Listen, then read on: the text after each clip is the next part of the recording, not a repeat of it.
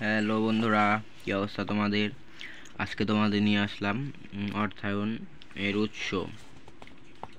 তো তোমরা সবাই মনোযোগ সহকারে আমার পড়াগুলি শুনতে থাকো। অবশ্যই তোমাদের পরীক্ষায় কমন আসবে ইনশাল্লাহ। এনজিও হিসেবে আইনগত সত্তা লাভ করে এখানে ব্যবসায় করেছে। এসব প্রতিষ্ঠান তহবিল প্রদান ছাড়া পরামর্শ দান, প্রশিক্ষণ দান, দক্ষতা বৃদ্ধিকরণ প্রভৃতি ব্যাপারেও ব্যবসায় প্রতিষ্ঠানকে সাহায্য করে থাকে। মূলধনী বাজারের প্রতিষ্ঠান: বিভিন্ন প্রকার মূলধনী প্রতিষ্ঠান যেমন বীমা প্রতিষ্ঠান, বিনিয়োগ ব্যাংক, অর্থ মধ্যস্থকারী প্রতিষ্ঠান অবলেখক ও মধ্যমেয়াদী ঋণ প্রদান করে থাকে। 2.5 বহিঃহস্ত অর্থায়নের দীর্ঘমেয়াদী উৎস: দীর্ঘমেয়াদী অর্থায়নের মেয়াদ হচ্ছে 5 বছরের থেকে ঊর্ধ্বে যে কোনো সময়কাল পর্যন্ত।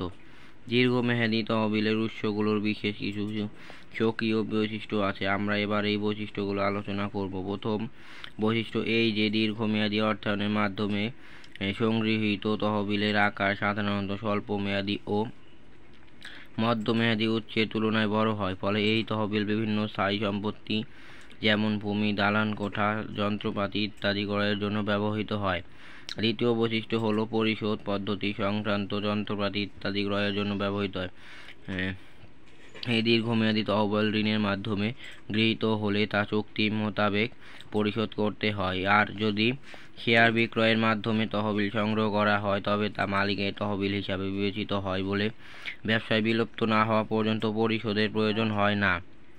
এক মালিকানা ও অংশীদারি কারবারে মালিকের নিজস্ব মূলধন সাধারণত দীর্ঘমেয়াদী অনির্দিষ্টকালের জন্য ব্যবহার করা যায়। তৃতীয় বৈশিষ্ট্যটি হল আয়কর সংক্রান্ত শেয়ারের লভ্যাংশ করযোগ্য কিন্তু ঋণপত্রের সুদ করযোগ্য নয়। এ কারণে শেয়ার ক্রয় করে দীর্ঘমেয়াদী অর্থায়ন করলে যে খরচ হয় দীর্ঘমেয়াদী ঋণ নিলে অপেক্ষাকৃত কম খরচ হয়। এবার আমরা দীর্ঘমেয়াদী তহবিলের উৎস আলোচনা করব।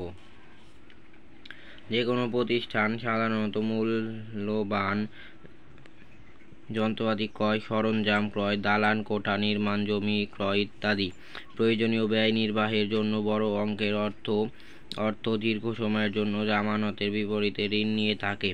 দীর্ঘমেয়াদী ঋণ প্রদানের ক্ষেত্রে ব্যাংকগুলো প্রতিষ্ঠানের আয়, সুনাম, স্থায়ী সম্পদের পরিমাণ ও অতীত ঋণ গ্রহণ ও পরিশোধ বিষয়ক তথ্য বিচার বিশ্লেষণ করে থাকে। দীর্ঘমেয়াদী ঋণ নেওয়া হয় স্থায়ী বিনিয়োগের জন্য, যেমন ব্যবসায়ের পরিসর বৃদ্ধি, কারখানা নির্মাণ, বিল্ডিং নির্মাণ, বড় আকারে যন্ত্রাদি ক্রয় ইত্যাদি। এই সকল বিনিয়োগ সিদ্ধান্ত গ্রহণের আগে সংশ্লিষ্ট ব্যবসায় প্রতিষ্ঠান একটি প্রাক্কলন করে যা ক্যাপিটাল বাজেটিং নামে পরিচিত। সেখানে উক্ত বিনিয়োগ থেকে ভবিষ্যতে যে লাভ ক্ষতি হবে তার পর্যালোচনা করা হয়। লাভ ক্ষতির এই প্রাক্কলন বিবেচনা করে ঋণদাতা প্রতিষ্ঠান সন্তুষ্ট হলেই ঋণ দেওয়া হয়।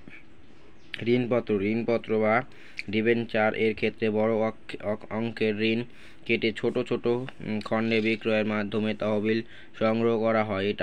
এটি শেয়ারের একটি বিকল্প, কিন্তু ঋণপত্রে একটি সুদের হার উল্লেখ থাকে যা হারে ঋণ গ্রহীত সুদ দিতে বাধ্য থাকে।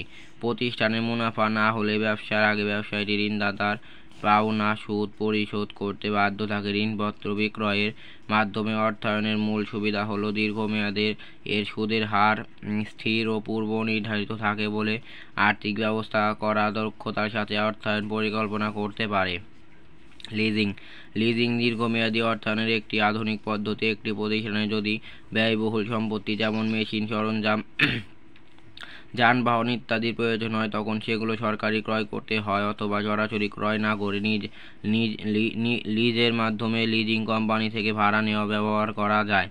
সেক্ষেত্রে কোম্পানি সম্পত্তিটির